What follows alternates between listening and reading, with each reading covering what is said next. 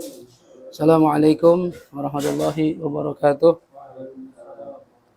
الفاتحة إلى حضرة سيدنا وحبيبنا وشافعنا رسول الله محمد بن عبد الله وآله وأصحابه وأزواجه وذريته وأهل بيته، ثم إلى روح أبينا آدم وأمنا حواء، ثم إلى روح ساداتنا أبي بكر وعمر وعثمان وعلي، وإلى بقية أصحاب رسول الله أجمعين، ثم إلى روح سيدتنا خديجة الكبرى وعائشة الرضا وفاطمة الزهرة وسيدنا الحسن وسيد الحسين وبقية أمهات المؤمنين، ثم إلى روح التابعين وتابع التابعين لهم بإحسان إلى يوم الدين. Perlu karpet lagi nggak? Sini. Sakit tapi bentar. Iya. إلى أرواح جميع الملائكة المقربين والأولياء والشهداء والصالحين والأئمة الراشدين والعلماء العاملين المجاهدين في سبيل الله أجمعين، وإلى روح سيدنا الإمام أبي عبد الله محمد بن إدريس الشافعي، وسيدنا الإمام أبي الحسن علي بن إسماعيل الأشعري، سيدنا الإمام أبي منصور محمد بن محمد الماتريدي، وسيدنا إمام المحدثين أبي عبد الله محمد بن إسماعيل البخاري، وإلى روح سيدنا المهاجر إلى الله أحمد بن عيسى، وسيدنا الأستاذ الأعظم الفقيه المقدم محمد بن علي باعلوي، سيدنا قطب الرباني الشيخ عبد القادر الجيلاني، وجميع ساداتنا آل أبي علوي، وجميع الأولياء أخصا إلى روح سنن gunung jati شريف هداية الله بن عبد الله، وجميع ذرية سيدنا الحسن وسيد الحسين وأصولهم وفروعهم، وإلى روح مؤلف هذا الكتاب الإمام حجة الإسلام أبي حامد محمد بن محمد الغزالي، وإلى روح الشيخ نووي بن عمر البنداني وأصولهما وفرعهما، ما إلى روح سيدنا الحبيب عبد الله بن عمر الشاطري وأولاده الجميع، الحبيب محمد المهدي والحبيب أبي بكر، سيد الوالد الحبيب حسن وسيد الوالد الحبيب سالم، ما إلى روح سيد الوالد الحبيب عبد الله بن محمد بن شهاب، سيد الوالد الحبيب عبد القادر بن عمر بشر الحسيني، وأبويا سيد محمد بن علي بن عباس المالكي الحسني، والحبيب علي مشهور محمد بن سالم بن حفيظ، وأصولهم وفرعهم، ثم إلى روح الوالدة حج صافية بن ديدة حج سليمان، والوالد حجي جمال الدين مالك المهدي بن حجي حلواني، وجدي كي حجي مصنف بن قرو حجي الياس، وجدي حجي سليم بن حجي قريش، وأصولهم وفروعهم وأزواجهم وذوي الحقوق عليهم أجمعين، أن الله يغفر لهم ويرحمهم ويعلي درجات في الجنة، وينفعنا ببركاتهم وأسرارهم وأنوارهم ونفعاتهم في الدين والدنيا والآخرة. الفاتحة. أعوذ بالله من الشيطان الرجيم. بسم الله الرحمن الرحيم.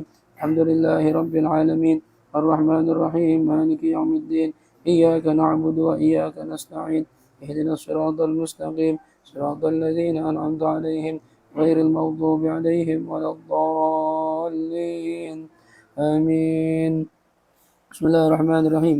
نويت التعلم والتعليم والنفع والانتفاع والإفادة والاستفادة والتذكر والتذكير والحث على التمسك بكتاب الله وسنة رسوله والدعاء إلى الهدى والدلالة إلى الخير ابتغاء وجه الله ورضاه وقربه وثوابه.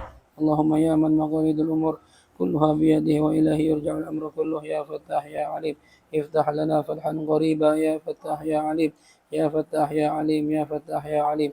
اللهم أغننا بالعلم وزينا بالحلم وأكرمنا بالتقوى وجملنا بالعافية. اللهم ارزقنا فهم النبيين وحفظ المرسلين وإلهام الملائكة المقربين برحمتك يا أرحم الراحمين. ربي زدني علما ووسع لي في رزقي وبارك لي فيما رزقتني واجعلني محبوبا في قلوب عبادك وعزيزا في عيونهم، واجعل لي وجها في الدنيا والآخرة ومن المقربين يا كثير النوال يا حسن الفعال يا قائما بلا زوال يا مبدئا بلا مثال، ولك الحمد ولك المنة ولك الشرف على كل حال، يا أول الأولين ويا آخر الآخرين ويا ذا القوة المتين ويا راحم المساكين ويا أرحم الراحمين. وصلى الله على سيدنا محمد وعلى آله وصحبه وسلم. الحمد لله رب العالمين. بسم الله الرحمن الرحيم. الحمد لله رب العالمين، والصلاة والسلام على أشرف الأنبياء والمرسلين سيدنا ومولانا محمد وعلى آله وصحبه أجمعين. سبحانك لا علم لنا إلا ما علمتنا إنك أنت العليم الحكيم. رب اشرح لي صدري ويسر لي أمري واحلل عقدة من لساني يفقه قولي. أما بعد. Para hadirin segenap jamaah Majlis Ahbabus Salihin yang dirahmati Allah Subhanahu wa taala. Alhamdulillah kita bersyukur kepada Allah sampai malam ini Allah pertemukan kembali di majlis kita, majlis mingguan yang mana setiap malam Kamis, malam Rabu keempat kita adakan di Legoso. ya. Dan kita pada malam ini akan membahas tentang kajian tasawuf, di mana terakhir kita membahas masih tentang hal-hal yang disunnahkan ketika hari Jumat, ya. Sudah cukup banyak yang kita bahas, di antaranya mandi, kemudian memakai baju berwarna putih, kemudian menggunakan minyak wangi, ya, lalu membersihkan badan, khususnya juga dengan cara mencukur dan mencabut bulu. Kalau bulu ketek dicabut, bulu kemaluan dicukur, kumis ditipisin, kuku dipotong, bersiwak, dan lain sebagainya. Dan ini sudah kita bahas. Sekarang kita lanjutkan apa saja yang termasuk hal-hal yang disunahkan atau adab di hari Jumat. Dikatakan di sini, qala al-musannif rahimahullahu taala wa nafa'ana bihi wa ulumi fid dharain amin radhiyallahu ankum wa qala radhiyallahu anhu thumma bakkir ilal jami', ya. Thumma bakkara ilal jami', kemudian hendaklah dia, ya, jalan pagi-pagi ilal jami'i, ke masjid jami', ke masjid tempat sholat Jumat, ya. Jadi kapan dikatakan orang berangkat pagi-pagi? Wa yadkhulu waqtul bukur bi tulu'il fajri, ya. Masuk waktunya dengan terbitnya fajar, ya. Summa bakir ilal jami', jadi kita disuruh banget pagi-pagi ke masjid jami', dimulai waktunya itu dari terbit fajar, dari subuh. Kalau semangat, ya. Jadi kalau bisa tuh pengen ke masjid udah mandi, udah azan subuh nih kita mandi, niat mandi sholat Jumat, ya, lalu berangkat ke masjid. Habis itu jangan pulang-pulang sampai Jumatan. Ini yang afdal begitu, ya. Kalau ente kuat, cuma ada nggak pernah praktek begitu? Belum, ya? Saya sekali coba, khususnya masih bujangan. Nah, Ojan kan nggak punya ini dia. Kalau kita kan antar anak sekolah, belanja apa. Kalau Ojan kan free, jemput. Dia bilang kalau Jumat libur gitu, ya. Khusus saya mau ibadah, gitu, ya. Jadi dari mulai subuh tuh. Tapi ini hukumnya sunnah. Tapi sunnah ini li ghairi imamin wa khatibin wa ma'dzurin. Sunnahnya ini selain untuk imam dan khatib dan orang yang punya uzur, seperti orang yang salisil baul. Misalnya dia punya penyakit anyang-anyangan gitu, ya. Ini bagi orang punya penyakit begini, datangnya nanti pengen sholat aja. Dan dari pagi, ribet soalnya. Begitupun imam dan khatib. Bagaimana kalau imam dan khatib? Fayusan mulahut takhir ila waktil khutbah. Disunnahkan bagi imam, ya, dan khatib datangnya itu mendekati waktu mulai khutbah. Nah, jadi memang disunahkan kalau imam dan khatib, apalagi plus kalau kita sekarang double, ya. Khatib juga, imam juga gitu. Sebagian masjid ada khatibnya tersendiri, imam sendiri, beda-beda, ya. Baik khatib maupun imam, dia dianjurkan, disunahkan berangkatnya itu mendekati waktu masuk khutbah. Jadi mendekati azan. Jadi biarin aja kalau khatib agak terlambat, kok jam 11:30 sudah nyampe nih. Ya, jam 11 kurang 12 kurang seperempat masih belum nyampe. Biar aja, emang sunnahnya belakangan. Cuma kadang kan DKM pengurus ya khawatir, ya. Datang apa sih? Padahal datang, kan udah bilang datang. Ya, datang, tenang aja udah. Ya. Dan memang lebih baik itu setiap masjid yang bikin Jumatan menyediakan cadangan. Khatib dan imam cadangan. Ya kita nggak tahu kondisi orang. Ya. Ana pernah berangkat itu ke Blok M, ya. Itu udah mungkin ada 40 menit dari rumah mertua baru nyampe Cipete. Jadi 12 kurang 20 baru Cipete. Sedangkan 45 udah azan. Ustaz di mana ini? Cipete. Naik mobil. Waduh, nggak keburu dah. Nggak keburu akhirnya. Ya udah, mulai aja. Ya. Begitu nyampe ternyata baru azan tuh. Kebetulan nggak lama lah, lancar. Baru azan pertama kita baru nyampe. Aduh, kita deg-degan Ustaz. Ya gitu. Atau siapa tahu mungkin kondisi kendaraannya mogok, kita nggak tahu juga. Ban pecah atau dia sakit atau gimana, kita nggak tahu kondisi orang. Makanya sebaiknya itu di masjid itu nyiapin cadangan. Jadi saatnya dia nggak datang, ada yang gantiin. Ya, sebaiknya begitu. Makanya kalau bisa merebut itu yang santri, kalau bisa. Santri baru nyari kerjaan, lagi mau khidmah, merebut. Selain dia bersih-bersih, emang di pondok biasa ro'an, bahasa Jawa ro'an, ada kan? Dia bersih-bersih bareng. Dan dia punya keahlian azan, imam, ya. Bisa khutbah. Ya. Santri serba bisa, santri. Serba aja bisa. Ya. Kemudian wabakir ila jami' was'a ilaihi, dan hendaklah ya kamu berangkat ya, ke masjid jami' ke tempat salat Jumat alal hani'ah, dalam kondisi pelan-pelan, wasakinah, dan tenang dalam berjalan dan bergerak ya. Jadi jalan ke masjid itu santai, tenang, selangkah jangan kayak orang buru-buru ya. Atau lari bahkan jangan ya. Tenang aja jalannya, pelan-pelan, slow, santai ya. Kemudian jaga pandangan mata, karena yang namanya kita di daerah di kota Jakarta ini mau hari Jumat kayak hari apa kayak ya, aurat perempuan yang kebuka tetap aja ada ya. Nggak aman dari melihat aurat kota ini. Di mana aja dah, ini pindah ke Banten aja masih sama juga ya, perempuannya masih nggak pakai jilbab, betisnya kelihatan sama ya. Jadi jaga pandangan mata. Wa khafdu shaut, jangan ngomong yang keras-keras, pelan-pelan aja. Kalau nggak sama teman ngobrol pelan-pelan. Ya, jangan tawa, terbahak-bahak, jangan. Kalau bisa banyakin zikir aja sepanjang jalan. Kalau salat berangkat sendirian. Wa adamul iltifat, jangan banyak oleh-oleh kemana-mana. Dari jendela rumah orang sambil jalan, nggak usah. Tenangin terus gitu. Ya. Kemudian katanya kecuali kita kan tadi suruh jalan tenang, pelan-pelan. Kecuali kalau seandainya kalau kita jalan pelan, nggak bakal keburu nih, udah mau komat, udah mau selesai sholat Jumat, maka kita diwajibkan jalan cepet-cepet, ya, sehingga kita bisa mendapatkan sholat Jumat. Nggak buru-buru jalan.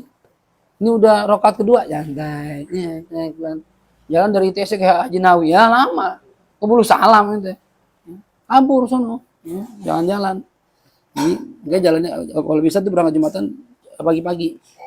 Faqad qala sallallahu alaihi wasallam, telah berkata Nabi kita Muhammad sallallahu alaihi wasallam, man raha ilal jumu'ah, barang siapa yang berangkat menuju salat Jumat, ay wa dakhala fil masjid, dan masuk masjid.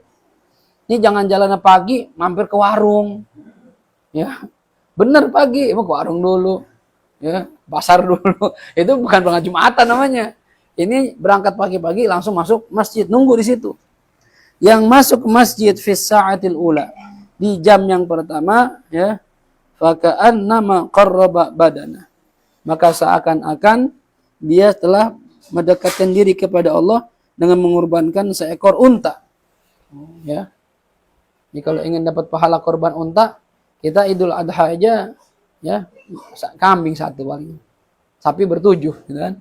Ini unta sendirian, gimana caranya? Berangkat Jumat habis subuh, sekalian sholat subuh. Udah nggak usah pulang-pulang, bawa bekal. Ya. Kalau ribet, pesan GoFood, Shopee Food, gampang udah sekarang. Bang, masih tulakin bang ya? Bubur ayam, belum sarapan nih. Udah pesan ntar beliin sama dia. Ya, punya duit, gitu. Ya. Jadi kayak misalnya Agus mau coba, Agus kan bebas dia, bos. Kalau bos itu kan nggak kayak karyawan, bisa ngatur waktu sendiri. Misalnya Agus ngatur waktu, saya libur hari Jumat, bisa juga kan? Ya, minggu saya jualan, bisa. Ya, di Tarim itu libur orang kerja Kamis Jumat, bukan Sabtu Minggu. Ya, rata-rata di negara Arab Sabtu Jumat, Kamis Jumat. Ya, tapi sekarang udah mulai bergeser kali ya, karena pahamnya udah sekuler. Ya. Nah jadi berangkat pagi-pagi dapat pahala korban onta. Waman roha, dan barang siapa yang berangkat ke masjid, nyampe di masjid fi sa'ati tsaniyah, di jam yang kedua, faka'annama qarraba baqaratan, maka seakan-akan dia telah berkurban seekor sapi. Ya. Seekor sapi kita korbanin kalau kita berangkat di jam yang kedua. Ini ngitung jam yang pertama kedua bagaimana? Ya dari mulai subuh aja. Subuh misalnya jam 4. Sekarang jam 4 kurang lewat 5 ya, subuh. Jam 4 lah misalnya. Kemudian misalnya Jumat jam 12 misalnya doang. Ya. Berarti dari jam 4 ke jam 12, 5, 6, 7, 8, 9, 10, 11, 12. Ada 8 jam. Ya. 8 jam ini nanti dibagi 6. Karena Nabi bilang kan di sini ada jam yang kelima, 5 doang ya. Jam yang kelima doang, dibagi 5 berarti. Ya. Berarti kalau sejam setengah, ya sejam 20 menit dah. Ya. Oh, sejam setengah ada 8 jam dibagi 5. 3 jam sisa 3 jam dibagi 5. Berarti 180.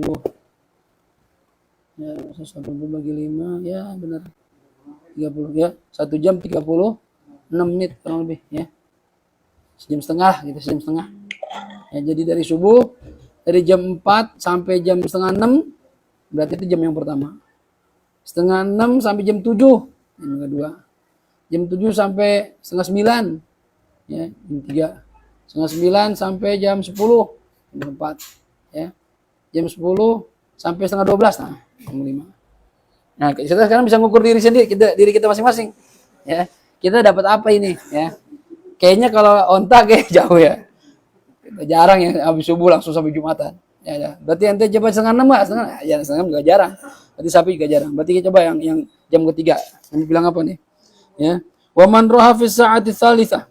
Barang siapa yang berangkat di jam yang ketiga, fa ka'annama qarraba kabshan. Maka seakan-akan dia telah berkurban kabshan, domba. Ya. Berarti kurang lebih dari jam 7 sampai jam setengah 9. Ya. 7 sampai 8.30. Ada nggak yang jalan? Merebot kan dapat merebot. Ya, tapi dia pulang ya, orang udah subuh dia. Tapi dia pulang dulu. Ada pulangnya dia, jangan pulang harusnya dia. Habis bersihin masjid, gelar karpet, jangan pulang, mandi situ aja udah. Ya, siapin baju di situ. Kalaupun capek ngantuk rebahanin masjid udah, ya. Biar nggak pulang-pulang. Jam setengah 9 lewat ya. Di sini katakan fakaan nama qarraba kabshan akran. Ya, seperti dia mengorbankan seekor domba yang memiliki tanduk yang besar. Kan domba kalau makin gede, tanduknya makin gede ya. Kayak domba Garut. Domba Garut ternyata mahal sih nih. Berapa kalau yang bagus? Berapa? Puluhan juta. Masya Allah. Oh, yang buat ngaduan. Kalau artinya bukan buat aduan tapi segede gitu gitu. Tetap aja gitu, puluhan juta juga. Sayang ya. 5 juta. 5 juta lebih gede dari andil sapi. Berarti memang bagus nih. Kurang lebih jam 7 sampai setengah 9. Belum nyampe juga masjid. Nah, masuk ke jam keempat. Waman roha fis sa'atir rabi'ah. Barang siapa yang berangkat ke masjid, nyampe ke masjid di jam yang keempat, faka'an nama qarraba dajajah atau dujajah. Seakan-akan dia berkorban seekor ayam. Berarti dari setengah 9 sampai jam 10. Ayam. Korban ayam. Ya. Jam 10 malah belum nyampe juga. Berarti masuk jam kelima. Ya. Waman roha fis sa'atil khamisah. Barang siapa yang berangkat di jam yang kelima, faka'an nama qarraba baydah. Seakan-akan dia telah berkorban sebutir telur. Ya, telur. Ya, kayaknya rata-rata nih yang hadir di sini telur semua nih. Ya, jarang yang sapi, jarang yang unta, jarang. Ya. Kalau anak Bang Komar, jujur aja, anak emang bukan nggak mau onta, cuma emang anak sunnahnya belakangan. Karena anak khotib gitu ya. Ya. Jawaban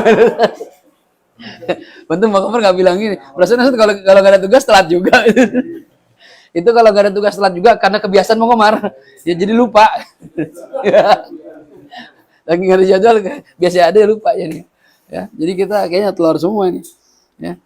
Fa idza kharajal imam, maka ketika imam sudah keluar, maksudnya keluar ini gimana? Li su'udil mimbar min nahwil khalwah. Sudah mulai naik ke mimbar dari tempat menyendiri dia. Biasanya kan kalau di masjid itu ada kamar khusus buat imam sebelum dia naik istirahat di situ. Ya, bagusnya gitu tuh. Belakang belum ada ya. Ruangan itu doang tapi ya. Ya. Harusnya ditutup jadi nggak kelihatan gitu ya. Nah, jadi imam di situ tuh dia wiridan kayak mau tidur kayak terserah. Ya, tapi jarang yang mau tidur ya. Ya, pokoknya dia persiapan ya lagi baca-baca. Nah, begitu imam sudah naik mimbar ya, tuyatis suhuf. Maka ditutup, dilipat as-suhuf. Ya, lembaran amal, warufi'atil aqlam dan diangkat ya pulpen-pulpennya malaikat. Fala taktubul malaikatu ahadan min hadiril jum'ah. Maka kalau imam sudah naik mimbar, sudah mulai khutbah, ya, catatan ditutup, pulpen diangkat, masukkan kantong kali kalau dari kantongnya. berarti nggak ada lagi yang ditulis orang yang hadir sholat Jumat. Yang datang setelah khotib naik nggak masuk catatan. Nah, hati-hati nih. Untung anak jadi khotib ya. Jadi anak nggak bakal nggak hadir karena untuk jadi khotib ya. Jadi nanti yang nggak pernah khotbah ini hati-hati tuh. Jangan sampai khotib naik, kadang khotib udah mau selesai baru datang. Ini kadang yang kita gedek banget ya. Khotib lagi khutbah dia di warung rokok aja, ngobrol ngopi gitu. Begitu komat baru datang. Ya Allah. Ngapain nanti hari Jumatan begitu? Ya. Gak ada catatannya, bayangin nanti begitu kita buka buku catatan amal di hadapan Allah, kita memprotes mau bilang apa? Ya Allah, ini saya tiap Jumat kayak Jumatan nggak ada catatannya. Telat ya, terlalu telat. Telat kan nggak dicatat malaikat tuh. Ya Allah ya. Nauzubillah min dzalik. Jadi hati-hati. Yang sering begitu atau yang masih begitu, tobat dah, berubah. Ya, jangan begitu lagi. Jadi datang Jumatan kalau bisa sebelum khotib naik atau lebih pagi lagi. Ya. Kenapa? Ya kalau ada uzur lah ya cerita. Ya. Cuma kan yang jadi permasalahan kita nih, orang kita ini sekarang karena libur Sabtu Minggu, jadi Jumatnya kerja. Ya kan? Yang dibikin begitu. Dikasih waktu istirahat jam berapa? Jam 11. 11. Ya udah jam 11 karena istirahat jam 11 buru-buru mandi dah tuh. Atau udah mandi dari rumah duluan. Ya, begitu jam 11 waktu istirahat ganti baju, putih semua, berangkat ke masjid. Ya. Jangan dengerin orang bilang, "Lu rajin amat, biar aja dia ngomong apa kayak." Ya, buru-buru amat lu biarin aja. Ya. Itu aja jam 11 cuma dapat telur doang. Dapat telur. Gimana? Yang datang habis khotib naik. Hah? Bermata. Ya. Iya kalau bermata. Benar juga ya. Ini kadang kalau dipakai logika begini bentar. Jam 11 telur. Setengah 12 telur, setengah 12 aja dah gitu. Telur juga. Jangan begitu. Ya kan nyampe di masjid udah ada pahala iktikaf di situ. Iktikaf dulu situ nungguin ya. Baik, kemudian wajtama'atil malaikatu dan berkumpullah para malaikat indal mimbar di depan mimbar. Yastami'una dzikra, dia mendengarkan peringatan yaitu khutbah. Jadi sama-sama dengar khutbah tuh malaikat tuh, kita enggak dengar aja. Ya apa kita enggak lihat aja dia datang. Ada malaikat tiap Jumatan tuh, ya. Ini riwayat yang pertama, ya. Riwayat yang kedua ada tambahan, ada ganti bukan tambahan. Ya, yang keempat kan tadi dikatakan ayam ya. Kalau di riwayat yang kedua, ya, ini jam yang keempat, orang yang datang di jam yang keempat seperti orang yang korban batoh, bebek. Ya, jam yang kelima seperti korban ayam. Ya. Ada lagi di riwayat yang lain, riwayat Imam Nasai. Jadi ada beberapa 3 riwayat di sini sebutin. Kalau tadi yang pertama riwayat pertama tuh, ya, ayam, telur. Kalau yang riwayat kedua, bebek, ayam. Ya, riwayat ketiga yang datang ini pertama sama, ya, onta, sapi, domba, kemudian yang keempat apa tadi? 4 ayam ya. 4 ayam, ya. Nah, telur. Nah, sekarang yang ini ada perbedaan. 4 ayam benar, tapi yang kelima bukan telur. Yang datang ke jam yang kelima seperti orang yang memberikan kurban usfuron. Usfur itu burung pipit, burung kecil. Ya, burung kecil. Ofisa di sana ya jam ke-6 berarti dia seperti berkorban telur. Bayullah. Ya, ada 3 riwayat. Ya. Jadi cara ngitungnya gitu. Kalau kita ikut pendapat yang 5 jam berarti dari subuh sampai waktu Jumat ya dibagi 5.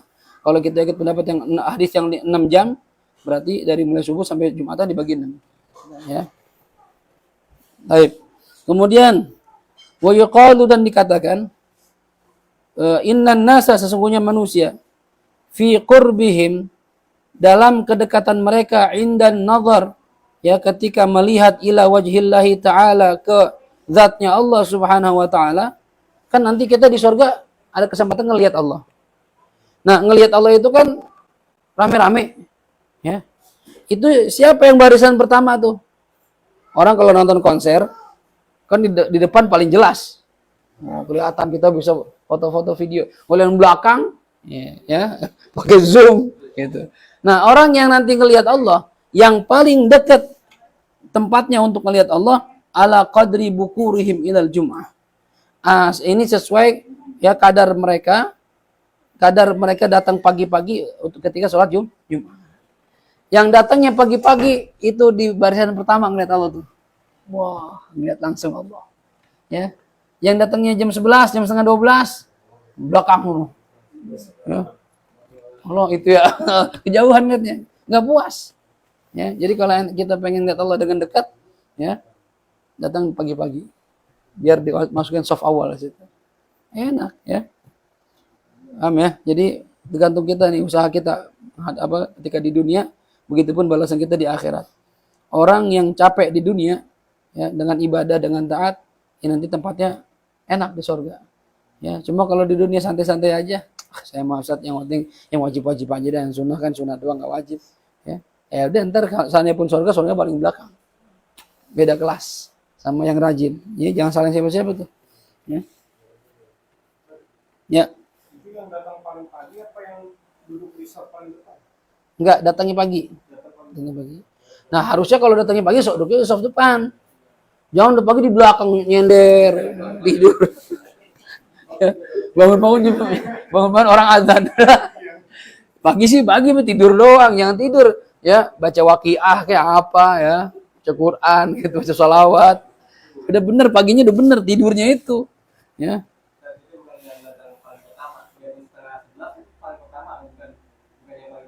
Bukan. Jadi yang dekat sama ngeliat Allah paling dekat itu yang datangnya pagi-pagi. Bukan yang pertama jam 11 masih sepi Ustaz, tetap aja nanti jam 11. Ya, telur. Iya, enggak, bukan yang pertama bukan. Jamnya pertama. Ya. Oke, kalau bisa kita nginep di jam Jumat tuh ya.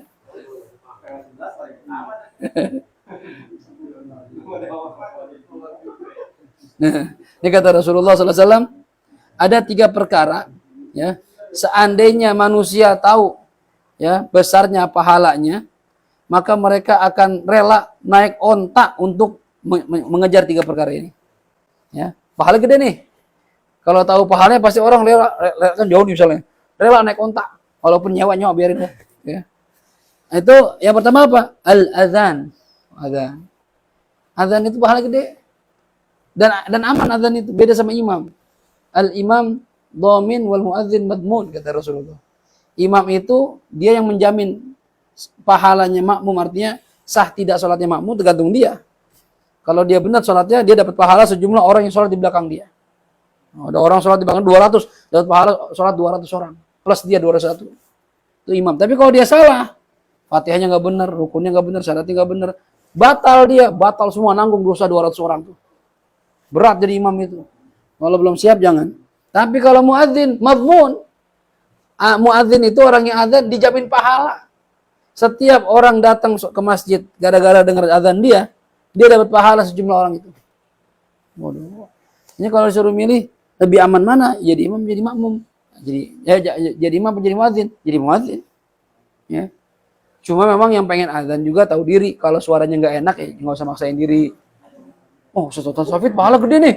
Ya, udah tahu suara sember, napas pendek, nggak enak dah pokoknya dah. Buru-buru megang mic. Wah, nah jangan pahala gede nih. Ya, nah, orang mikir, ini masjid mana sih nih? Muadzin ini begini ya. Kalau suaranya pas-pasan jangan. Ya, kalau suara enak, ya.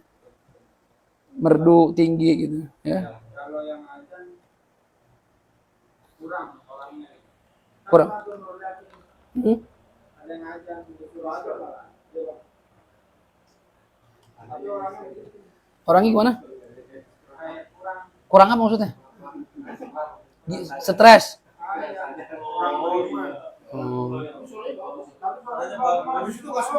Hah? Habis itu nggak sholat. Aduh kacau banget. Orang ngapur. Ya mendingan cari yang lain. Kan yang orang muadzin itu orang pilihan juga. Pertama dia ngerti syariat, ngerti cara ngelihat waktu sholat udah masuk apa belum. Rasyid, kemudian orangnya amin, orang yang bisa dipercaya. Jangan orang suka bohong suruh adzan, orang nggak percaya. Allahu Akbar, Allahu Akbar. Omar ya. Dia mau bercanda mulu. Paling ngeprank kita, orang begitu pikiran. Karena biasa ngeprank, biasa bercanda, atau biasa bohong. Jangan dipilih. Ya, yang orang-orang yang model gitu tuh agak miring. Ya, terus kagak sholat, nggak usah jadi muadzin. Ya, hatta suara bagus, ya. Hatta suara bagus. Kalau bisa memang tiap masjid, apalagi masjid yang ada dananya gitu ya. Itu pilih muadzin, bayar muadzin. Ya, orang-orang yang suaranya bagus ditugasin. Kayak imam kan di imam dibayar tuh. Nah, muadzin juga dibayar kalau bisa. Gitu ya. Tapi pilihan. Nah, almarhum tadi Bang Haji Faisal tadi yang disolatin asar di Masjid Nurul Yakin tuh, itu istri sepupu saya. Itu dari dulu memang muadzin di Masjid Nurul Yakin waktu masih sehat. Muadzin. Ya, subuh kayak apa, rajin dulu. Nah, begitu sakit jadi jarang ke masjid, ya karena kondisi kesehatannya gitu ya. Waktu masih sehat rajin langsung baca Quran habis maghrib tuh, rajin. Tapi alhamdulillah ada salah satu anaknya yang dapat bakat suara bagus. Ini apa namanya? Dapat suara bisa jadi qori sekarang. Alhamdulillah suaranya bagus jadi dipanggil orang dah ya, baca-baca Al-Quran. Nah, tapi beliau tuh sendiri dulu lama kerja di Saudi, nyupir. Nah yang nurunin nyupir ada juga anak pertamanya, Ipal tuh, Falahi tuh. Kerja di Saudi 11 tahun jadi supir. Bahasa Arabnya Masya Allah, ya lancar banget. Ya, kalau adiknya Qori, ya, dapat bagian suaranya. Bapaknya supir juga, Qori juga, anaknya bagi dua. Satu supir, satu Qori. Gitu ya. Bagus, lagi ngajar. Angkat lagi ngajar, Ustaz lagi ngajar. Ntar telepon lagi, ntar telepon Ustaz. Ya, ntar Ustaz telepon kalau udah selesai. Bukan, ntar kalau udah selesai ada telepon. Ya. Jelas ya? Baik, jadi yang pertama tuh yang pahala gede adzan. Yang kedua, wasoful awal, sof yang pertama. Dalam sholat di jamaah barisan pertama itu pahala paling gede. Kata Nabi kalau kalian tahu pahalanya kalian rela balapan pakai unta. Gitu ya. Pahalanya paling gede. Di riwayat lain kalian bakal rela diundi, saking gede pahalanya rebutan diundi. Ya. Yang ketiga yang gede pahalanya al-ghudu ilal Jumat. Berangkat pagi-pagi di hari Jumat. Berangkat di sholat Jumat pagi-pagi. Itu 3 perkara yang pahalanya besar, ya. Dan kata Imam Ahmad bin Hanbal, dari 3 perkara ini, adzan, shaf awal, berangkat pagi-pagi hari Jumat, yang mana yang lebih afdal? Afdaluhunna al-ghudu ila Jumat. Yang paling gede pahalanya berangkat pagi-pagi di hari Jumat, salat Jumat, ya. Kemudian ini juga ada hadis, ya. Ketika hari Jumat tiba, malaikat itu duduk ya di depan pintu masjid. Ya. Ini kalimatnya ala abwabil masjid, di atas pintu masjid. Mungkin bahasa di atas itu di atas pintu. Kayaknya enggak ada kuat atas pintu. Ya artinya di depan pintu masjid itu. Mereka duduk tuh. Bi aidihim suhufun min fiddah. Di tangan mereka ada lembaran-lembaran dari perak. Wa aqlamun min zahab, dan pulpen tintanya dari emas. Yaktubunal awal fal awal ala maratibim. Di absen sama mereka, ditulis sama mereka nama-nama orang yang masuk duluan catat. 1 Agus. 2 ya, Agus lagi. 3 ada urutannya itu. Ya. Sampai khatib naik mimbar. Begitu naik mimbar, tutup itu lembaran, dia duduk di depan mimbar dengan khutbah, yang datang belakangan enggak masuk catatan. Nah, ini hati-hati. Ya. Hah? Catat juga. Kan pintu masjid di depan itu. Ya. Pintu masjid mungkin di gerbangnya kali ya. Ya. Baik. Yang repot kalau lewat belakang nih. Catat tuh. Protes. Kok saya nggak catat di belakang sih. Baik. Kemudian summa idza dakhaltal jami'. Kemudian nih adab berikutnya nih ya. Setelah kita berangkat pagi-pagi, adab yang berikutnya yang kelima. Kemudian ketika kamu sudah masuk masjid jami', ya, jadi masjid itu ada yang jami', ada yang ghairul jami'. Istilahnya gitu. Kalau yang jami' itu berarti masjid yang dipakai Jumatan. Kalau ghairul jami', masjid tapi nggak dipakai Jumatan. Gitu ya. Nah, kalau kamu sudah masuk masjid jami', fatlub as-saffal awal, maka hendaklah kamu mencari atau berusaha mendapatkan barisan yang pertama. Ya. Kenapa? Karena fadilahnya, keutamanya sangat banyak. Ya. Baik, kemudian sebentar.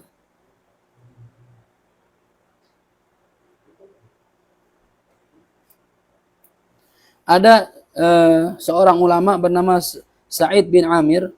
Ya. Dia berkata, saya pernah sholat di samping sahabat Abi Darda, sahabat Nabi ini. Ya. Pertama, dia di saf awal. Cuma kemudian maaf, faja'ala yata'akhir. Nah, Abi Darda ini sholatnya itu nggak di saf awal, agak belakang, ya. Hatta kunna fi akhir shaf. Bahkan katanya hampir di akhir shaf paling belakang. Kemudian saya nanya, ini Imam Sa'id kan tabi'in, ya, Abi Darda sahabat. Kemudian falamma sholat itu, setelah selesai sholat, saya nanya, ya, alaisa yuqalu khairu sufuf awwaluha? Bukankah dikatakan shaf yang paling bagus itu yang paling depan? Kenapa antum seorang sahabat nggak di depan? Kan sahabat itu kan contoh, panutan buat para tabi'in. Kok antum di belakang? Kenapa nggak di depan? Kata dia, apa kata sahabat Abi Darda ini? Naam, benar. Ya, memang yang paling afdol itu adalah shaf yang paling depan. Tapi katanya umat ini adalah umat yang disayangi oleh Allah, yang dilihat oleh Allah di antara umat-umat sebelumnya. Jadi yang paling dilihat itu umat Nabi kita Muhammad Shallallahu Alaihi Wasallam. Nah, dan Allah itu katanya melihat hambanya yang sedang sholat. Ketika Allah melihat hambanya sedang sholat, maka Allah ampuni dia dan orang yang ada di belakang orang tersebut. Sebanyak orang ada di belakangnya. Jadi yang paling pertama dilihat, maka dalam hadis kan Nabi pernah mengatakan, innallaha yanzuru ila man fis shaffil awwal. Ya, sesungguhnya Allah melihat orang yang ada di shaf pertama, maka berusahalah karena ada di shaf pertama. Kayak kita ngaji itu kan, misalnya jamaah banyak, yang paling kelihatan kan depan. Yang saya ingat nih, nah, walaupun semua kelihatan nih ya. Misalnya jamaah sampai luar-luar kan saya nggak lihat. Ya. Walaupun Allah ngelihat semua, cuma yang paling lihat itu yang di shaf awal. Ya, paling depan. Nah, guru juga kalau kita waktu di tarim itu kita rebutan duduk di shaf depan. Ngaji nih, misalnya roha dari mulai asar sampai maghrib gitu ya. Ya habis asar jam 1 jam habis asar dah. Nunggu maghrib kita roha. Roha itu baca kitab santai. Santainya baca kitab. Orang-orang alim itu santai baca kitab. Ya. Ada berapa murid itu kelilingin dia. Saya waktu itu termasuk yang baca, ya, yang baca daripada Habib Salim. Nah itu yang baca itu di depan, semua di depan. Yang di belakang tuh rebutan tuh, pengen di depan, di belakang yang orang yang baca, biar kelihatan sama guru gitu. Kan ingat orang guru kalau sering lihat kan, oh, santrinya ratusan ribuan. Jadi kalau yang sering lihat, ingat ya. Nah, fulan, ya. Kadang orang begitu tuh, ya. Kadang yang didoain ya semua murid didoain, cuma yang paling diingat yang sering kelihatan gitu. Yang pinter banget, yang bandel banget, yang paling depan didoain. Yang sedang-sedang ya doain semua, cuma umum gitu ya. Nah, jadi kata Nabi kita sahabat Abi Darda, memang iya Allah itu ketika melihat hambanya sholat, maka Allah ampuni orang yang dilihat itu dan orang yang ada di belakangnya. Fa inna ma ta'akhartu raja'an an yaghfira li bi wahidin minhum yanzurullah ilaih. Ya. Kenapa saya di belakang kata Imam Abi Darda? Saya berharap Allah ngelihat orang yang di depan itu orang-orang baik, orang-orang benar tuh. Gara-gara ngelihat dia, saya di belakang kena maghfirah juga. Jadi saking tawadunya, bukan karena malas, bukan. Dia datang duluan cuma di belakang. Harapannya apa? Mudah-mudahan ini depan tuh orang-orang baik. Saya mau bukan orang baik. Ya. Orang-orang baik itu lihat sama Allah karena Allah sayang melihat orang itu. Saya yang di belakangnya kena juga kebagiannya. Ya. Tapi nanti jangan jadi alasan begitu ntar.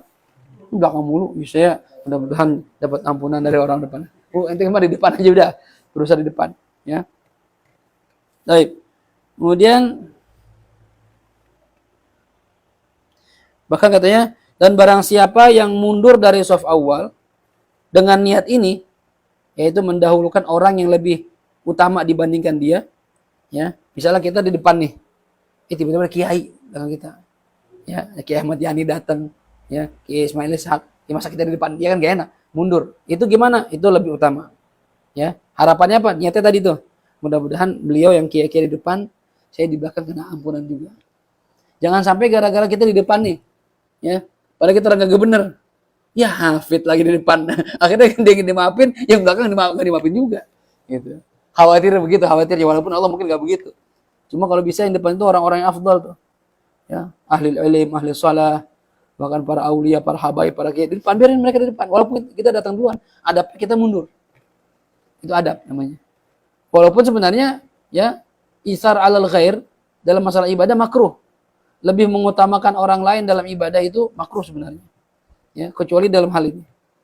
Ya, menurut Syekh Nawawi, kalau kita lebih mendahulukan orang yang lebih mulia karena dia ahli shalah, ahli ibadah, ahli ilm, ya, orang-orang mulia, apalagi zuriyah Rasulullah SAW, para habaib, kita mundur, nggak apa-apa, mereka biar maju. Dengan niat mudah-mudahan Allah ngeliat orang-orang soleh ini, saya di belakang kayak cipratan dapat ampunan juga. Gitu. Itu harapannya begitu. Itu boleh tuh. Ya. Tapi kalau orangnya sama kayak kita, selevelnya sama gitu, jangan ngalah. Ya. Kita udah di depan nih. Tiba-tiba ada teman kita, doang kita, lo di depan dah, gue belakang. Jangan, itu makruh begitu. Ya. Jangan kita ngalah dalam hal ibadah. Ya karena kita nanti butuh pahala. Ketika menghadap Allah kita butuh pahala. Shaf awal itu pahala paling gede. Jadi jangan sampai kita kasih sama orang lain kecuali min ahli sholat dengan niat supaya dapat ampunan gara-gara orang tersebut. Ya, semua tergantung niat. Baik, kemudian ini adab yang kelima, masuk masjid ya langsung ke shaf awal. Dan ini cuma hari Jumat doang ya. Di hari biasa pun begitu. Kalau kita datang ke masjid udah duluan, udah langsung shaf awal aja. Jangan pakai di belakang ya. Kalau seandainya habis sholat mau mundur nggak apa-apa, yang penting lagi sholat di shaf awal. Ya. Saya ngeri Ustaz, ntar suruh baca doa, ya habis sholat mundur. Ya.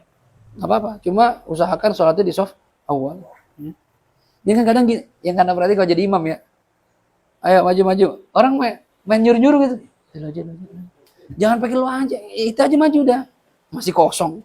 Shaf awal masih kosong, kasih orang. Sayang. Kayak misalnya ada cewek cakep gitu, kita belum nikah, teman kita belum nikah, kasih teman kita, dah lu nanti. Ya. Ada cewek cakep hafal Quran, anak kiai, duitnya banyak, orangnya baik, solehah, ya kasih orang. Nggak mikir tuh namanya bahlul, ya sama seperti itu, pahala gede nih, masa kasih orang, ya nggak salah, ya. Baik, kemudian yang keenam ada berikutnya, fa idza ijtama'an nasu, dan ketika orang-orang sudah berkumpul di masjid, ya, fala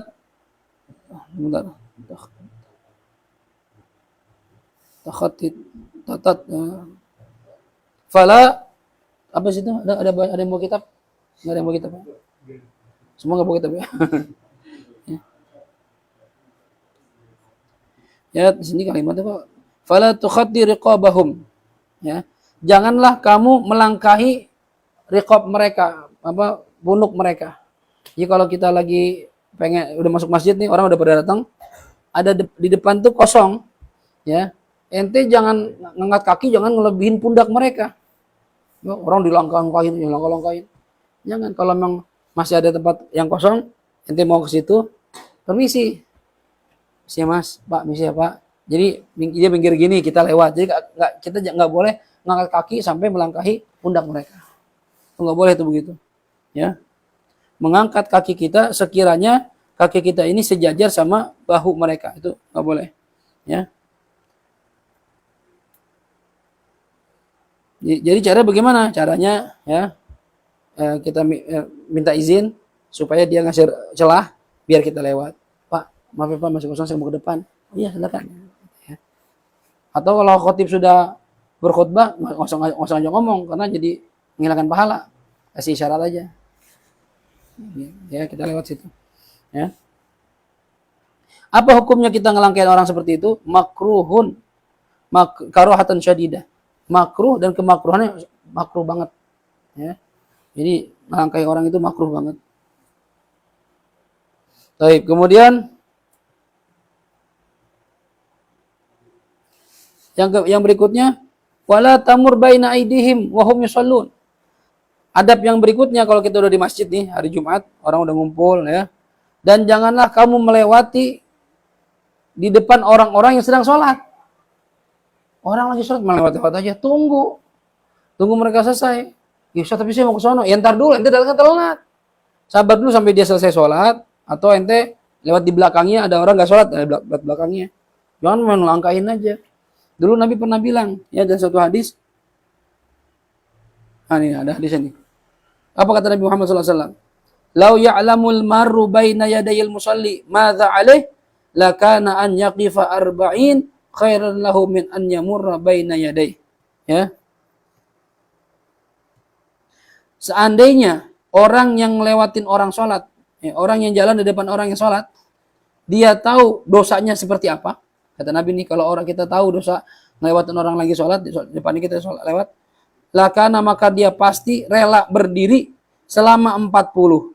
Ini 40 dalam tafsirnya katanya Imam Abu Nadir, saya nggak paham nih, apakah 40 hari, 40 bulan, apa 40 tahun. Tapi saya pernah baca dalam satu kitab, itu yang dimaksud 40 sini 40 tahun. Maka dia akan rela berdiri selama 40 tahun dibandingkan milih jalan di depan orang sedang sholat. Berarti kan kalau seandainya, jangan 40 tahun, 40 bulan atau 40 hari aja deh. Ente disuruh diri 40 hari. Nggak boleh duduk. Capek nggak tuh? Kan capek. Tapi kalau dipikir, daripada saya dapat dosa seperti ngelewatin orang sholat, mending saya nunggu dah 40 hari. Apa-apa dah.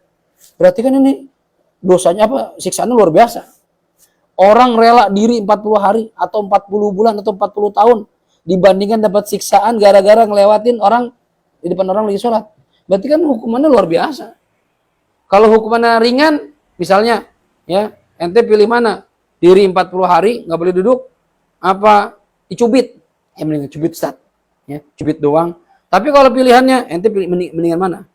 Diri 40 hari, atau ente ya akan disiksa misalnya, dibakar, nggak sampai mati, dicacak-cacak, bakar lagi, tusuk-tusuk. Nah, mendingan mana ente? Ya mendingan diri 40 hari Ustaz, Mbak. Maksudnya begitu tuh. Kalau tahu dosanya parah banget, siksaannya berat banget, mendingan saya diri aja dah daripada ngelewatin orang sholat. Makanya kita hati-hati kalau lagi jalan di masjid dan orang sholat. Kadang begini ya. Tapi gini ya, kalau kita lagi sholat, ada orang di depan kita, maka kita punya hak untuk mencegah dia lewat. Dengan cara apa? Ngasih isyarat dengan tangan misalnya. Kita giniin. Ya, supaya dia nggak lewatin kita. Dan ini sebenarnya kata para ulama, boleh punya hak melarang orang lewat depan kita kalau dia sudah sholat di depan satar, ya. Ada satar, kan kita disunahkan gitu. Satar dalam sholat itu sunnah.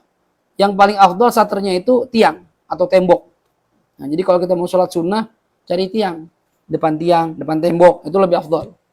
Kalau nggak ada, ya benda apapun seukuran 3/4 zero. Ini kan 1 zero nih, ya. Berarti kurang lebih segini nih. Tas, tripod didiriin, apa kek? Ya pokoknya galon didiriin situ. Koper, ya. Enggak, bukan dia dianggap sebagai sutroh. Sutroh itu harus berbentuk benda, bukan orang, ya. Ente diri sini, suruh diri atau duduk, ya. Itu bukan sutroh tuh. Sutroh itu benda. Atau kalau zaman dulu tongkat, kan tongkat bisa ya, masih tanah atau masih pasir, tancepin tongkat, depan tongkat. Atau kita punya kitab, tumpuk kitab. Atau meja buat ngaji, tumpuk situ. Apa aja benda apa aja di depan kita, minimal tingginya 3/4 ziro, kurang lebih segini. Ya, kalau ini 1 ziro, ya, kurang lebih segini atau segini, ya. Berarti kalau cuma aqua botol atau aqua gelas, ya, belum dianggap sutroh. Ya, harus 3/4 ziro. Dan jarak antara kaki kita dengan sutroh itu jangan lebih dari 3 ziro. Ini 1, ya. Kali 3, 1, 2, 3. Nah, sutroh di situ. Kalau sutrohnya lebih dari 3 ziro, misalnya saya di sini. Itu kan tembok atau pintu, saya sholatnya di sini. Ya. Jarak dari kaki saya ke tembok situ kan lebih dari 3 ziro. Itu orang lewat depan dia nggak dosa. Karena ente ceroboh, sholat tanpa sutroh. Jelas ya? Kalau sutroh yang sudah memenuhi syarat, kalau nggak ada benda Ustadz, ya, misalnya sejadah. Nah, sejadah kan pada segitu tuh. Nah, jangan lewatin sejadah ente.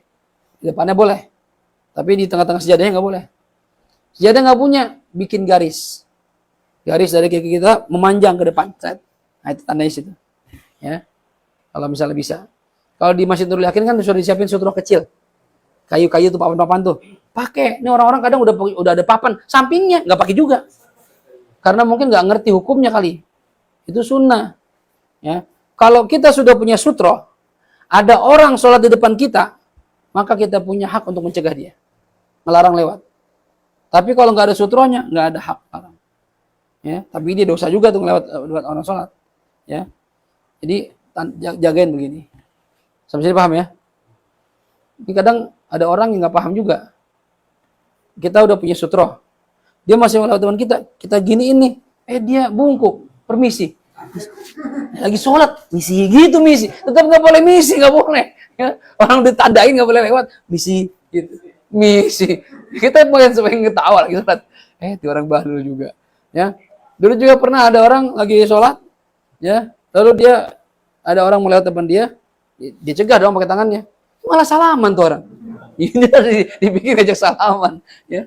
Nggak ngerti berarti ini. Ya. Jadi kalau bisa kita sholat pakai sutroh. Dan seandainya udah ada sutrohnya, jangan lewat atau berjalan di depan orang sedang sholat. Ya. Lalu gimana kalau kita ya di masjid wajlis biqurbi haitin, ya.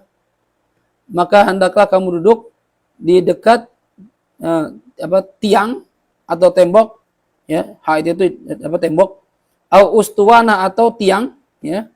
Hatta supaya apa? La yamurru baina yadaika, sehingga orang-orang tidak lewat di depan Anda. Jadi kalau kita mau sholat di masjid tuh, ya, posisinya kalau bisa depan kita ada tembok atau ada tiang. Jadi kalau kita sholat orang udah ngerti, oh ini sutrohnya dia nih, orang nggak bakal lewat depan kita. Jelas ya? Jadi kalau misalnya kita ini tiang, kita sholat di sini, nah kita mau lewat kita lagi sholat, kita mau ada orang mau lewat mana? Boleh ke depannya boleh, ke belakangnya boleh. Tapi tengah-tengah dia sama tiang nggak boleh.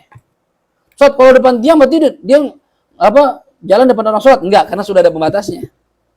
Ya kalau nggak disebut pembatas, kita nggak bisa lewat sampai depan, nggak bisa lewat. Ya, misalnya ada tiang di sini, dia lewat di depan dia, yang sholat nggak masalah, boleh. Paham ya? Yang nggak boleh itu di tengah-tengah tiang sama dia. Nah, ini adabnya ketika kita sedang melihat orang sedang sholat. Baik. Wala taq'ud, dan janganlah kamu duduk di masjid hatta tusalliya, sehingga kamu mengerjakan salat at-tahiyyah, ya, salat penghormatan, salat tahiyatul masjid, ya. Ini salat tahiyatul masjid kalau Anda posisinya dalam masjid.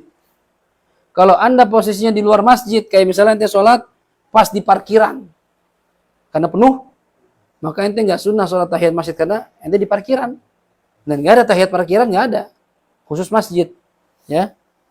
Baik. Ini hukumnya mandub sunnah. Wal ahsan, yang bagus itu gimana? Antusalliya arba'a raka'atin. Kamu sholat 4 rakaat dengan 1 salam. Ya. Jadi di sini Imam Ghazali lebih mengutamakan kita sholat 4 rakaat. Ya, ini kalau hari Jumat ya. Lalu baca apa?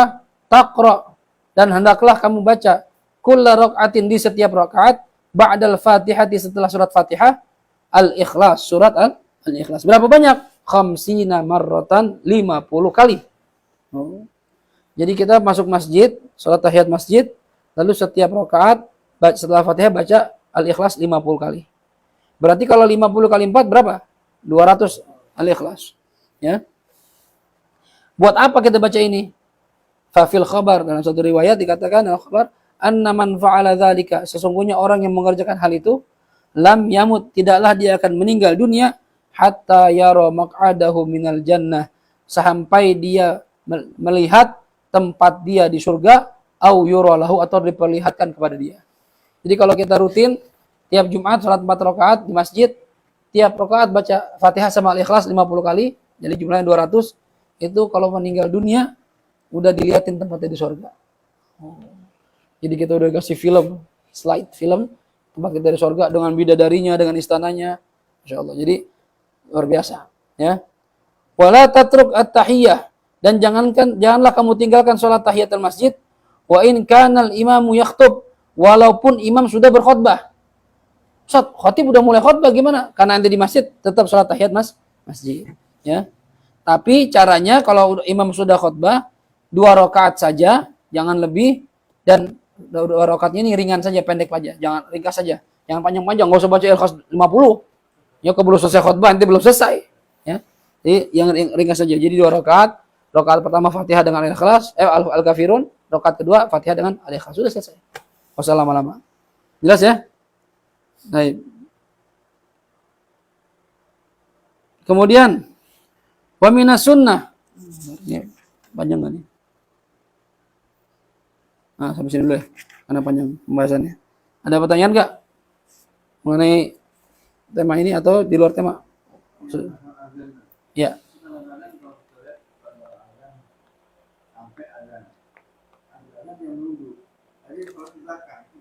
Ya, jadi gini.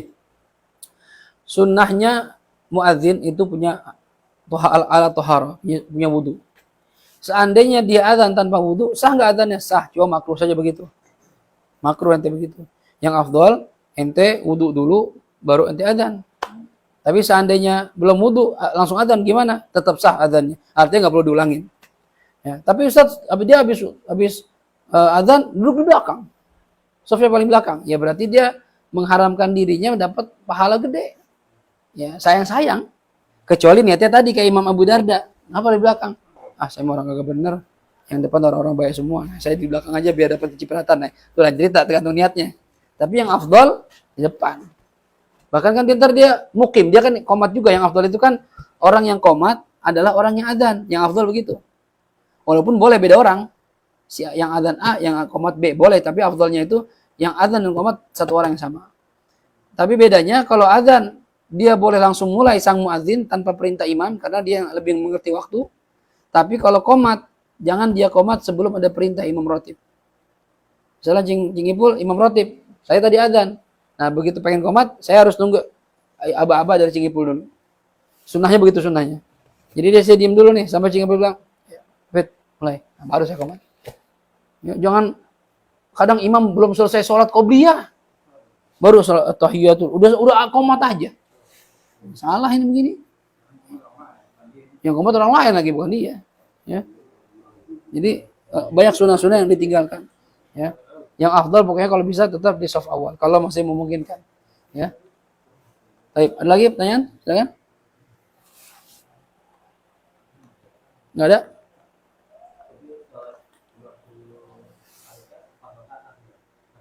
Ya, satu salam. Jadi nggak usah pakai tasyahud awal. Langsung bablas 4 rakaat. Tiap rakaat Fatihah Al-Ikhlas 50. Ya. Dulu waktu di pondok sering ngamalin tuh. Ya. Kalau seandainya kita saya kan khotib belakangan datangnya. Ya, boleh di rumah. Ya, di rumah salat duha misalnya. Lalu saya gabungin sama duha tuh. Ya, duha ya, langsung Fatihah dengan 50 Al-Ikhlas. Gitu. Cuma kalau di rumah karena kalau udah punya istri punya anak kadang lama amat sholat gitu. Apaan sih gitu. Ya karena nggak tahu. Apa Cing? Kalau di rumah ya bisa duha, ya bisa sholat mutlak, boleh. Ya. Kalau yang tadi pertama kali masuk tahiyatul masjid. Ya, tahiyatul masjid. Tapi kalau misalnya ente Bang Adan belum duha di rumah, boleh gabungin sholat tahiyatul masjid sama sholat duha plus tahiyat masjid dua-duanya. Bahkan di kitab Al-Muliyah Habibasan itu boleh digabungin duha dengan istikharah, dengan taubat, dengan hajat boleh gabungin. Daripada kita nggak pernah sholat itu, dengan gabunginnya sekalian. Ya. Jadi Fatihah Al-Ikhlas 50. Ya, tanpa tasyahud awal langsung salam setelah 4 rakaat. Jadi 200 Fatihah. Kalau kita sholat tasbih kan 300 tasbih. Kalau ini 200 Al-Ikhlas. Kalau di sini Imam Ghazali ngajarin satu salam. Zani. Oh, Ahmad. Ya, Masyuri ya. Memang ada yang mengatakan boleh dua-dua. Ya. Cuma ini masalah afdhaliyah saja. Kalau Imam Ghazali lebih memilih 4 rakaat langsung. Cuma ada yang mengatakan boleh dua-dua dan saya pernah ngamalin itu dua-dua. 2 rakaat salam, boleh. Kalau ingin langsung 4, nggak usah pakai tasyahud awal, langsung 4 satu salam. Gitu. Jelas ya? Kalau bisa diamalin tuh. Sama ini doa yang ilaha stulil firdausi ahla wala aqwa ala nal jahimi fahabli taubatan waghfir dzunubi fa innaka ghafirud dzambil azimin. Kalau bisa habis sholat Jumat dibaca itu 4 kali atau 7 kali. Itu juga katanya menghapus dosa-dosa 1 minggu. Ya. Iya, kayak.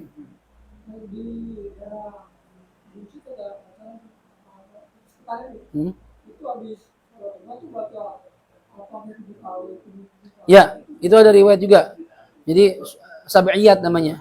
Ya, habis sholat Jumat baca Fatihah 7 kali, Al-Ikhlas 7 kali, Al-Falaq 7 kali, An-Nas 7 kali. Ya.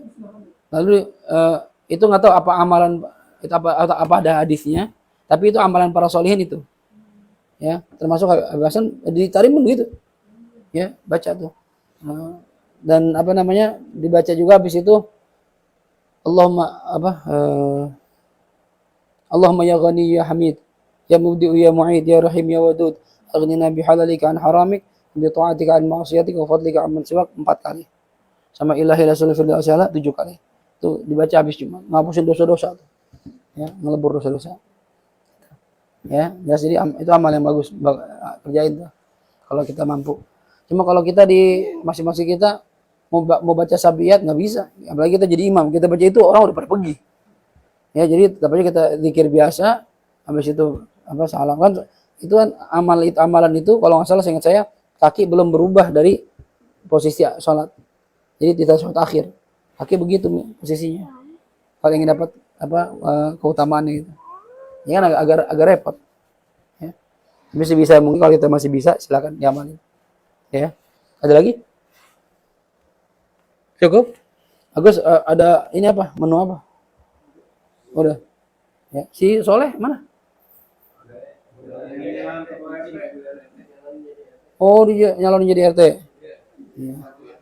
Pembantu RT. Ya udah kita baca Fatihah. Mudah-mudahan yang kita pelajari Allah jadikan sebagai ilmu manfaat. Mudah-mudahan kita istiqomah terus. Ya.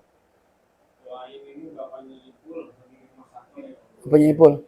Baik, kita baca apa? Juga kita nitin Fatihah binti Syifa buat bapaknya Ipul yang sedang dirawat di rumah sakit. Kemarin ibunya meninggal ya? Ibunya Ipul. Ya. Kan bapaknya sakit ya Allah. Terus juga ada jamaah kita masih terlakin Bang Midun, tahu Bang Midun? Yang punya bengkel per lagi dirawat di rumah sakit juga. Ya, kena batu ginjal. Itu doain mudah-mudahan diangkat penyakit oleh Allah Subhanahu wa taala. Kemudian Fatihah juga buat yang baru meninggal dunia, jamaah masih terlakin juga saudara saya Bang Haji Faisal. Ya, Ahmad Faisal bin Haji Mudarlis dan seluruh keluarga kita yang sudah meninggal dunia khususnya para guru-guru kita, orang tua kita. Mudah-mudahan yang sakit diangkat penyakit oleh Allah Subhanahu wa taala dan menjadikan penyakitnya kafarah, penghapus dosa-dosa mereka yang sudah meninggal dunia. Mudah-mudahan Allah jadikan kuburnya raudhah min riyadil jannah. Ya, Allah terima amal ibadahnya, diampuni segala kesalahannya dan Allah luaskan dan terangkan kuburnya. Ala hadhihi niyyah wa likulli niyatin shalihah wa ila hadratin Nabi Muhammadin sallallahu alaihi wa alihi wasallam. Al-Fatihah. أعوذ بالله من الشيطان الرجيم بسم الله الرحمن الرحيم الحمد لله رب العالمين الرحمن الرحيم مالك يوم الدين إياك نعبد وإياك نستعين اهدنا الصراط المستقيم صراط الذين أنعمت عليهم غير المغضوب عليهم ولا الضالين آمين يا حي يا قيوم برحمتك نستغيث من عذابك نستجير أصلح لنا شأننا كله ولا تكلنا إلى أنفسنا طرفة عين بفضل دعوة فيها سبحانك اللهم وتحياتهم فيها سلام وآخر دعواهم الحمد لله رب العالمين سبحانك اللهم وبحمدك أشهد أن لا إله إلا أنت أستغفرك وأتوب إليك والعفو منكم السلام عليكم warahmatullahi wabarakatuh. Ya, cewek datang.